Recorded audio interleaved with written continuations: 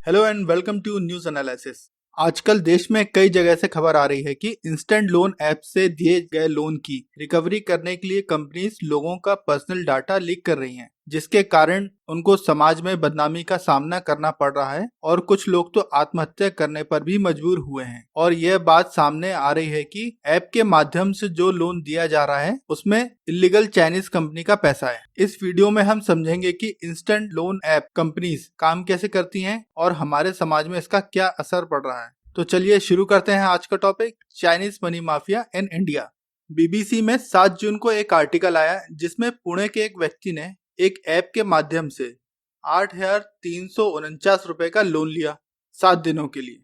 यह राशि उसकी मांगी हुई राशि से आधी थी। ठीक 3 दिन बाद उस कंपनी के फोन आने लगते हैं लोन के भुगतान करने के लिए, और अब कंपनी ली हुई राशि से 3 गुना ज्यादा रिटर्न मांग रही। उसने एक से कर्ज चुकाने के लिए दूसरी ऐप से लोन लिया। इसी तरह उस पर लगभग 33 अलग अलग ऐप से 4,55,400 रुपए का कर्ज चढ़ गया। अब ऐप कंपनीज ने उसको धमकाना शुरू कर दिया कि अगर पैसा जल्दी नहीं दिया तो उसकी और उसकी पत्नी की पर्सनल फोटो उसके फोन बुक के सभी कॉन्टेक्ट्स को शेयर कर देंगे। यह बात से व्यक्ति इतना डर गया कि उसने अपनी पत्नी के गहने बेचकर कर्ज चुकाया। वो इतना ज्यादा डर गया कि पुलिस के पास भी नहीं गया। इसी तरह की घटनाएं हमारे देश में आम हो गई हैं। रिजर्व बैंक ऑफ इंडिया के मुताबिक 1 जनवरी 2020 और 31 मार्च 2021 के बीच 600 इलीगल एप्स को आइडेंटिफाई किया। इस समय केवल महाराष्ट्र में ही लोन देने वाली ऐप से संबंधित सबसे अधिक शिकायत दर्ज हुई, जिसमें 852 तो आरबीआई ने रिपोर्ट करी। एक्सपर्ट कहते हैं ये ऐप परेशानी मुक्त लोन और जल्दी धन देने का वादा करते हैं, लेकिन लोगों को यह एहसास ही नहीं होता कि उनके फोन हैक हो गए हैं और उनका डाटा चोरी हो गया है। चलिए अब ये समझते हैं कि इंस्टेंट लोन ऐप है क्या। यह ऐप प्ले स्टोर से आसानी से डाउनलोड किया जा सकता है। इन ऐप में से अधिकतर किसी बैंक या किसी नॉन फाइनेंशियल इंस्टीट्यूट से किसी भी तरह का टाई अप नहीं होता और ये आरबीआई में रजिस्टर्ड भी नहीं होती हैं। जब आप लोग ये ऐप डाउनलोड करते हैं और उसको इंस्टॉल करते हैं तो ये ऐप बहुत तरह की परमिशन मांगती है। Phone book access, GPS, location gallery, यहाँ तक की बैटरी परसेंटेज भी मांगती है, और आप लोग बिना सोचे समझे परमिशन दे देते हैं। बस यहीं से वह आपका सारा डाटा हैक हो जाता है। जैसे फोन बुक के कॉन्टेक्ट्स, आपकी सारी पर्सनल फोटोज और मैसेजेस, और आपका जो डाटा बैंकिंग से रिलेटेड है वो भी। यह ऐप आपसे लोन लेने के लिए आधार कार्ड, पैन कार्ड और 3 महीने की बैंकिंग मांगता है और कुछ ही मिनटों में आपको लोन दे देता है 7 दिनों के लिए, 1000 से लेके 50,000 तक का लोन। मगर इन लोन का ब्याज बहुत ज्यादा होता है, 30% से लेके 40% तक। कुछ केसों में तो 200% तक का ब्याज लिया गया है। और तो और प्रोसेसिंग फीस और जीएसटी के नाम पे 33% पहले ही काट लेते हैं। मान लो 5,000 का लोन है, इसमें से 1180 रुपए पहले ही काट लेंगे और 3,820 ही रुपए आपको देंगे।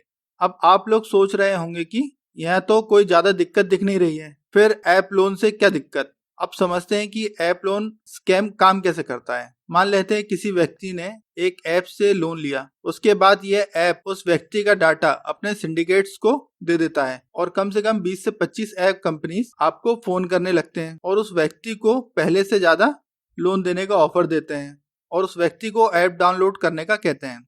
और जो लोगों को पैसे की आवश्यकता के चलते या लालच के चलते बहुत सारी ऐप से लोन ले लेते हैं। अब यह समझते हैं कि लोन की वापसी होती कैसे। कई केसों में देखा गया है कि लोन की ड्यू डेट से पहले ही, मतलब लोन जमा करने की तारीख से पहले ही जमा करने के लिए फोन करने लगते हैं। अगर वो व्यक्ति मना करता है या जमा करने में असमर्थ होता है तो कॉल सेंटर वाले उस व्यक्ति को धमकाने लगते हैं। अगर लोन का अमाउंट आज जमा नहीं किया तो तुम्हारी फोटो या तुम्हारी पत्नी की पर्सनल फोटो सोशल मीडिया पे शेयर कर देंगे और उस व्यक्ति की फोटो पर फ्रॉड लिखकर उस व्यक्ति के फोन बुक के सारे कॉन्टेक्ट्स को शेयर करने की धमकी देते हैं, और कई केसेसों में तो किया भी है।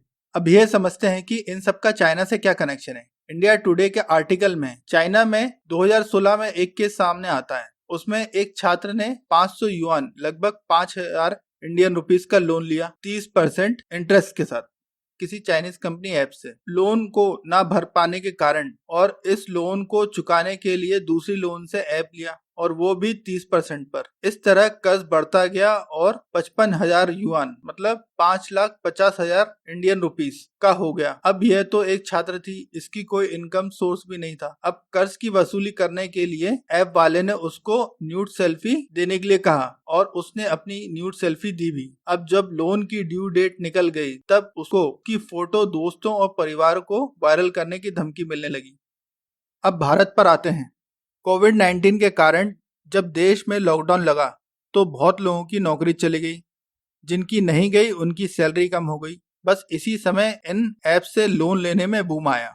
23 दिसंबर 2020 को द हिंदू न्यूज़पेपर में एक आर्टिकल आया कि हैदराबाद पुलिस ने हैदराबाद में 3 कॉल सेंटर पर रेड की और बताया कि इन तीनों कॉल सेंटर में 600 टेलीकॉलर्स काम कर रही थी और यहाँ पर 17 लोगों को गिरफ्तार किया। इसी तरह साइबर पुलिस ऑफ हैदराबाद ने गुरुग्राम के उद्योग विहार में 2 जगह पर और रेड करी, जहाँ पर 11 लोगों को गिरफ्तार किया और वहाँ पे भी 500 टेलीकॉलर्स काम कर रही थी। पुलिस ने यह भी बताया कि जांच में यह बात पता लगी है कि इसमें चाइनीज नेशनल के इन्वॉल्वमेंट है और भारतीयों को डमी डायरेक्टर बना के रखा गया था। इन कॉल सेंटर में 3 ऐप से लोन दिया जाता था और गेमिंग ऐप से लोगों को ठगने का काम भी कर रहे थे। ये चाइनीज इंडोनेशिया के जकार्ता से ऑपरेट कर रहे थे। इनके पास देश के 1.5 लाख ग्राहक थे और कम से कम 70,000 सक्रिय ग्राहक थे। इनका सालाना कारोबार 40 करोड़ से भी ज्यादा था। न्यूज 18 में आई एक खबर से इन एप्स लोन और चाइनीज कंपनीज का कनेक्शन साफ पता लगता है। 2 जनवरी 2021 की एक खबर में पुलिस ने 3 चाइनीज नेशनल को अरेस्ट किया था, जिसमें मुख्य आरोपी जू विंग उर्फ लंबू को 30 दिसंबर 2020 को दिल्ली एयरपोर्ट से पकड़ा, जिधर से वो फ्रैंकफर्ट होते हुए शंघाई जा रहा था। अब हम आपको तीनों की थोड़ी डिटेल देते हैं। पहला जू विंग उर्फ लंबू, इसका मास्टरमाइंड है। इसने 2018 में डिजीप्री गो टेक प्राइवेट लिमिटेड नाम से एक कंपनी बनाई। दूसरा वाई बाई उर्फ डेनिस, इसका काम ऑपरेशन हैंडल करना था। यह 2019 से ही बिजनेस वीजा लेके इंडिया में रह रहा था। तीसरी लैंग टिन टिन, ये पुणे में कॉल सेंटर चला रही थी। इसने 2013 में एक इंडियन से शादी करी और 2016 से ही इंडिया में रह रही। तेलंगाना पुलिस ने 1.4 करोड़ ट्रांजैक्शन का पता लगाया, जो कि 21,000 करोड़ रुपए का है। यह अमाउंट बीजिंग और सिंगापुर की शेल कंपनीज को भेजा गया। यह वो केस हैं जो अखबार में आए और बहुत हाईलाइट हुए। यही नहीं, अब तक ऐसे कई सारे केसेस आ चुके हैं जो इस बात की पुष्टि करते हैं कि इसमें चाइनीज कंपनीज का हाथ है। इस वीडियो को यहीं समाप्त करते हैं। आई होप आप सबको इंस्टेंट लोन ऐप के बारे में समझ आया होगा और आप इस स्कैम में नहीं फंसेंगे। तो दोस्तों शेयर करिए, सब्सक्राइब करिए। जय हिंद।